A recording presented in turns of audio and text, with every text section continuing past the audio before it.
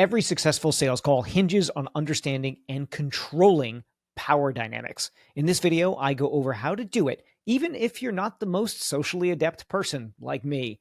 With these strategies, you'll find closing deals much easier. Now, power dynamics, super important in sales.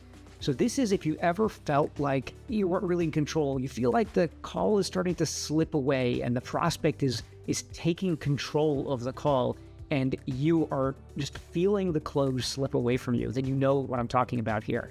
And the key portion is that you have to be the guiding force of the call. You need to focus the prospect on the things that need to be accomplished on the call. We're going to talk about how exactly you do that. But the important thing is that you must be in control and you must be guiding the process. You must be the one who is setting the agenda and making sure it's driven to the agenda and making sure at the conclusion that you've wrapped it all up in the bow. If you let the prospect guide the process, you will have a terrible close rate. So it is very important that you do this. And again, if you have a sales script or a sales framework, it's much easier to do because you've got this map and now you know where you're starting, where you have to end up, and you have to know all the points that you hit along the way.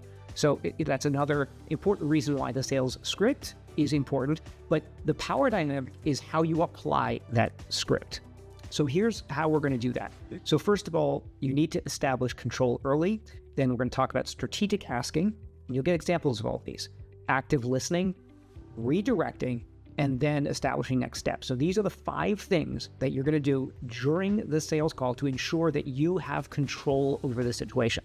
And again, if you don't have control of the situation, guess who's going to take it? The prospect is going to take it. And the prospect's agenda is not your agenda. They're not looking to help you sell. They're looking out for their own interests or, frankly, their own fears, which are going to prevent you from closing. So let's talk about establishing control early and what that entails. So at the beginning, you should really state the purpose of the call. When you're opening a sales call, when you're opening a sales presentation, you state the purpose. Then you outline all the topics that are going to be discussed, and then you talk about the outcome that you expect of the call. This sets the table, this sets the frame. And when you are the person who is saying, this is what's happening on this call, then you are the person who they're going to look to as a leader in the conversation. If, on the other hand, you just show up and you are unprepared and you don't have that framework and you haven't set the agenda, it sends the message that you are not a clear thinker. It sends the message, do I really want to do business with this company, with this person? Because they don't seem to have their act together. So here's an example. I created an example. I used to own a marketing agency, as you might know, that I sold a number of years ago. Here's an example from the agency context. And that's an example of an opener. The purpose of this call is to understand the outcomes you want from your social media marketing, see if you're a good fit for the solutions that we provide, and leave the call with a decision about whether or not we should work together. Now, look at the several things that I've done in here. So I've taken control. I said the purpose of this call. So I have set the purpose of the call, which means that I am in control. I'm the leader. In the power dynamic, I have control in this call. And the purpose is to understand the outcomes that you want from your social media marketing. What does that telegraph to them?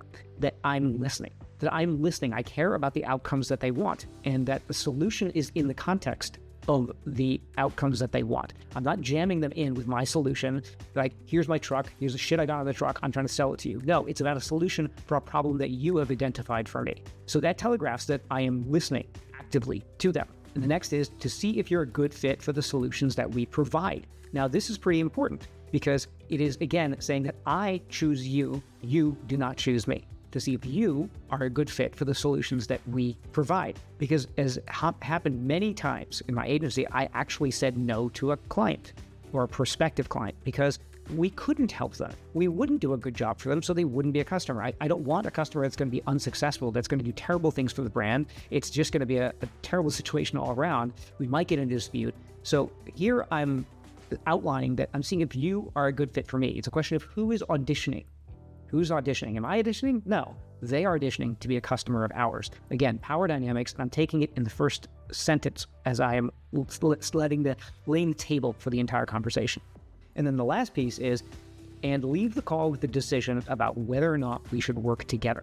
So I've set the outcome of this, of whether or not we should work together. Now this, to be honest, was in the context of a single close call. In other words, it was a one call close. There were some other calls that happened before it. So in this particular call, what I'm trying to do here is leave with a decision, customer or not customer.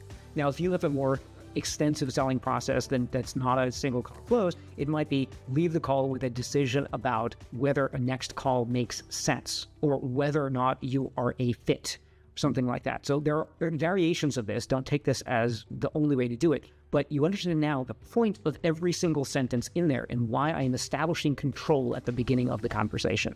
Okay, so you've established control early on in the call. So you are now the leader in the power dynamic in the sales conversation. You are now the leader. So now comes strategic asking, which is the second element that you have to think about in this sales call process. All right. It's about open-ended questions. What I want you to do is always be asking questions and staying in the driver's seat by being the question asker, because the person who asks the question is the one who has the power. If you think about it, you go to a doctor's office and they are asking you questions. They've got their laptop, or, I'm old. In those days, they'd have a clipboard and they'd be asking questions. Well, has this been happening? Has this been happening? And they're taking notes. You are the doctor in this situation, in the sales situation, because at the end of this situation, you are going to issue a prescription about what needs to happen. So you must act like the doctor. You must be interested in what they have to say. You're not trying to make friends here. You are trying to be interested. You can be personable, but really, ultimately, you're diagnosing their problem, and the solution may or may not be what you have to offer. This video was just a short segment of a comprehensive series to help you boost your close rate. I've personally used these strategies to generate over $440 million in revenue. For the full video, you can check it out right here.